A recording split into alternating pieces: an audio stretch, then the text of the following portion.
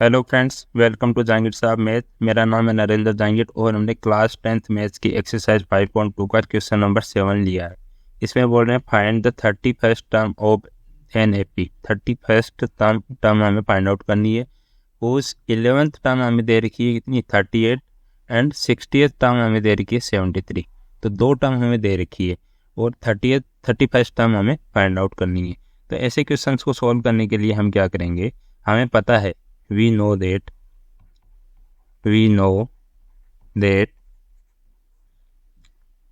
nth term of an AP जो arithmetic progression होती है, nth टर्म का फॉर्मूला क्या होता है, an is equal to a plus n minus 1 into d, ये फॉर्मूला होता है। अब हमें दिया हुआ है गिवन दैट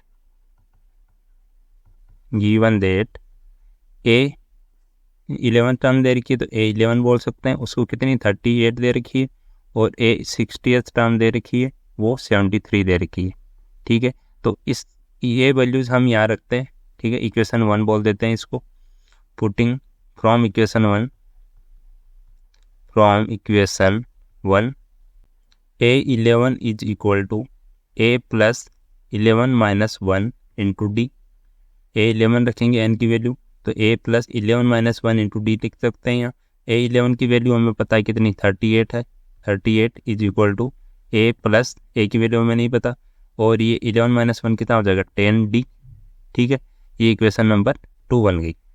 एंड a कौन सी टर्म दे रखी है, 60th टर्म दे रखी है, तो A16 कितना हो जाएगा a plus 16 minus 1 into d. तो A16 कितना दे रखा 73 is equal to a plus 16 minus 1 15 बन गया इंटू डी। ये इक्वेशन नंबर 3 बन गई।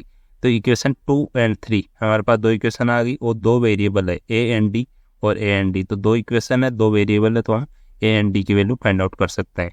तो क्या करेंगे, फ्रॉम इक्वेशन 2 एंड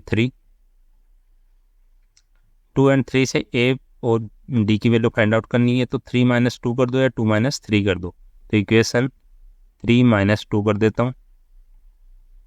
ठीक है, तो ये कितना हो जाए 3 कितना 73 माइनस 38 is equal to a plus 15d minus a plus 10d है, तो a प्लस 10d। 73 माइनस 38 करेंगे तो कितना आएगा, ये 35 is equal to a plus 15d, और ये ब्रैकेट ओपन करेंगे तो माइनस a माइनस 10d, तो प्लस a और माइनस ये तो कैंसिल आउट हो गया। 15d माइनस 10d, ये कितना बचा, ये बचा 5d। ठीक है, तो 5d इज इक्वल टू कितना आ गया, ये राइट साइड वाली लेफ्ट में ले लेता हूँ, वो इज इक्वल टू 35 है। ठीक है, अब d की वैल्यू हमारे पास कितनी आ गई, d की वैल्यू आ जाएगी 35 divided by 5 is equal to 7।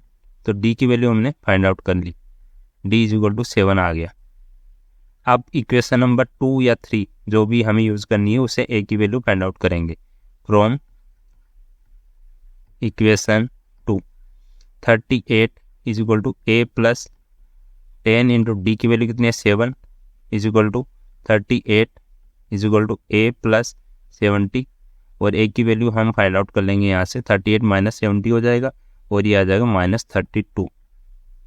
तो a की वैल्यू माइनस 32 आ गई। अब हमें फाइंड आउट करना है कि 31st टर्म क्या होगी। सो 31st टर्म ये क्या होती है, A31 is equal to a plus 31 minus 1 into d. ये फॉर्मूले में रखेंगे a plus n minus 1 into d में। अब A31 हमें फाइंड आउट करना है, a की वैल्यू कितनी आई माइनस 32 प्लस 31 माइनस 1 कितना हो गया 30 इंटू ये d की वैल्यू 7 है, तो माइनस 32 प्लस 210। तो A31 की वैल्यू हमारे पास कितनी आ गई, ये माइनस 32 करेंगे, ये आ जाएगी 178। तो A31 इज इक्वल टू 178, ये हमारे पास वैल्यू आ गई। ये हमें फाइंड आउट करनी थी, तो ये फाइंड आउट करके हमने बता दी। तो ये काफ़ी इजी क्वेश्चन है, एक या दो नंबर में पूछा जा सकता है। इसमें दो इक्वेशन बनेगी, उसे a एंड d की वैल्यू फाइंड आउट करनी है, और जो थर्ड हमें इक्वेशन पूछी है, जो थर्ड टर्म पूछी है, वो हम a n is equal to a plus n-1 d इस फॉर्मूले में रख के फाइंड आउट कर लेंगे। ठीक है, थैंक यू।